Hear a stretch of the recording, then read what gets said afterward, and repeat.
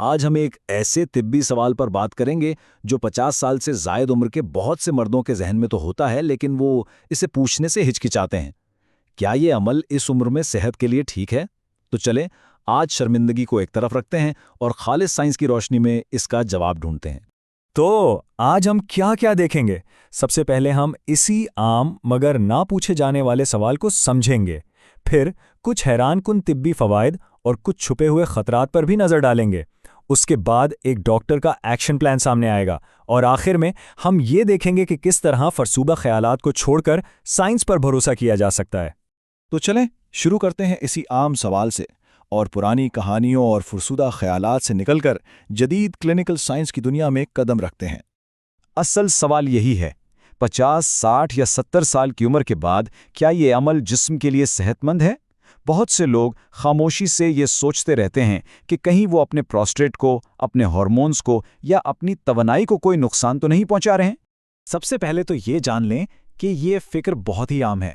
Clinics میں یہ ان سوالوں میں سے ایک ہے جو سب سے زیادہ سوچے جاتے ہیں لیکن سب سے کم پوچھے جاتے ہیں، اور اس کی وجہ اکثر ثقافتی شرمندگی اور مستند طبی معلومات کی کمی ہوتی ہے۔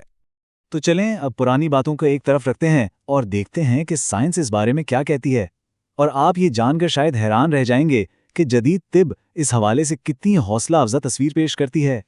ہارورڈ یونیورسٹی کی ایک بہت ہی اہم تحقیق سے یہ بات سامنے آئی ہے، اور یہ واقعی حیران کن ہے کہ جو مرد کثرت سے انزال کرتے ہیں، یعنی مہینے میں تقریباً 21 بار، ان میں پروسٹیٹ کینسر کا خطرہ 33% تک کم ہو جاتا ہے۔ جی ہاں، 33%۔ اور اس کی حیاتیاتی وجہ بھی بہت دلچسپ ہے۔ یوں سمجھیں کہ یہ عمل پروسٹیٹ کے لیے ایک حفاظتی صفائی جیسا ہے۔ یہ پرانے فلوئڈز اور ایسے مادوں کو باہر نکال دیتا ہے جو سوزش پیدا کر سکتے ہیں۔ مطلب یہ کہ یہ نقصان دہ نہیں بلکہ ایک طرح کا حفاظتی عمل ہے۔ اچھا، اب ذرا عضو کی صحت پر بات کرتے ہیں۔ اس میں ایک بہت اہم حصہ ہوتا ہے جسے کارپورا کیورنوسا کہتے ہیں۔ یہ اسفنج جیسے ٹیشوز ہیں جنہیں صحت مند رہنے کے لیے آکسیجن سے بھرپور خون کے بہاؤ کی مسلسل ضرورت ہوتی ہے، ورنہ ان میں سختی آ سکتی ہے۔ تو اس عمل کو ایک طرح کی ٹارگیٹڈ فزیکل تھراپی سمجھیں۔ ہر استادگی ان ٹیشوز میں تازہ خون پمپ کرتی ہے جس سے وہ لچکدار اور قابل اعتماد رہتے ہیں، اور یہ وقت کے ساتھ ساتھ عضو کے سکڑنے کو روکنے میں بھی مدد کرتی ہے۔ اور ہارمونز پر اس کا اثر تو کمال کا ہے۔ ایک طرف آرگازم جسم میں تناؤ پیدا کرنے والے ہارمون یعنی کورٹیسول کو کم کرتا ہے، اور دوسری طرف یہ ڈوپامین اور آکسیٹوکسن جیسے اچھا محسوس کرانے والے کیمیکلز کو بڑھاتا ہے۔ تو یہ قدرتی طور پر مزاج کو بہتر بنانے کا ایک بہترین طریقہ ہے۔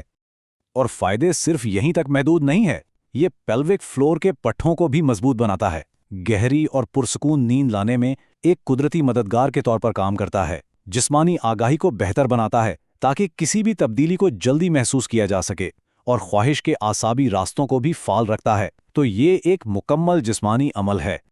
اچھا، اب ذرا سکے کا دوسرا رخ دیکھتے ہیں، کیونکہ صحت کا سارا کھیل ہی توازن کا ہے، اور کسی بھی طبی آلے کی طرح اگر اسے لاپرواہی سے استعمال کیا جائے تو اس کے کچھ خطرات بھی ہو سکتے ہیں۔ تو سب سے اہم نقطہ ہے اعتدال۔ یہ چارٹ صاف دکھاتا ہے کہ بہت کم انزال سے پروسٹیٹ میں جمود کا خطرہ ہو سکتا ہے، لیکن دوسری طرف بہت زیادہ زیادتی پیلوک کنجیشن کا باعث بن سکتی ہے، یعنی اس حصے میں خون کا بہاؤ متاثر ہو سکتا ہے جس سے درد اور تکلیف محسوس ہو سکتی ہے۔ دو بڑے جسمانی خطرات ہیں جنہیں سمجھنا بہت ضروری ہے۔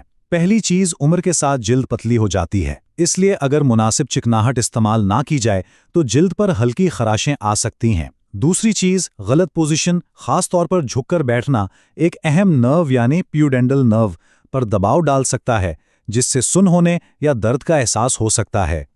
ایک اور خطرہ ہے جس کا تعلق دماغ سے ہے۔ دیکھیں، اگر ہر بار ایک ہی طریقہ، ایک ہی روٹین دہرائی جائے تو دماغ اس ایک خاص احساس کا عادی ہو جاتا ہے۔ اس سے یہ ہو سکتا ہے کہ حقیقی قربت کا احساس کم سٹیمولک لگنے لگے۔ اور آخر میں ایک نفسیاتی خطرہ، وہ ہے شرمندگی کا احساس۔ اگر اس عمل کے ساتھ شرمندگی اور گلٹ جڑا ہو تو اس سے پیدا ہونے والا تناؤ کورٹیسول کو بڑھا سکتا ہے، جو تمام جسمانی فوائد پر پانی پھیر سکتا ہے۔ یاد رکھیں، جسم آپ کا دشمن نہیں ہے۔ تو فائدے بھی دیکھ لیے، خطرات کو بھی سمجھ لیا، اب سوال یہ ہے کہ کرنا کیا ہے۔ چلیں اب ایک عملی منصوبے کی بات کرتے ہیں تاکہ اس طاقتور طبی ٹول کا محفوظ طریقے سے استعمال یقینی بنایا جا سکے۔ یہاں 5 سیدھے سادے لیکن بہت اہم اقدامات ہیں۔ پہلا، इसे बाकायदा रखें, लेकिन एतदाल के साथ। दूसरा, जिल्द की हिफाजत के लिए हमेशा एक अच्छी क्वालिटी का ल्यूब्रिकेंट इस्तेमाल करें। तीसरा, अपनी पोजीशन का ख्याल रखें।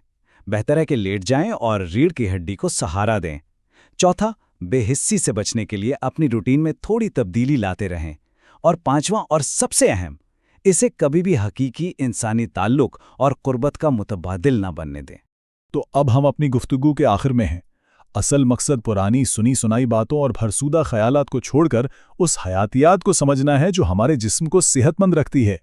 उम्र बढ़ने का मतलब तवानाई का खात्मा हरगिज नहीं है। ये जिंदगी का वो मरहला है जहां आखिरकार आप पुरानी कहानियों को छोड़ देते हैं। अपनी बायोलॉजी को समझना ही उम्र के इस हिस्से में तवानाई की असल चाबी है।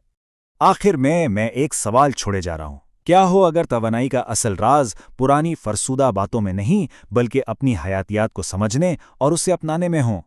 शर्मिंदगी के दायरे से निकलकर साइंस की तरफ कदम बढ़ाना सेहत की तरफ एक बहुत ही ताकतवर कदम है।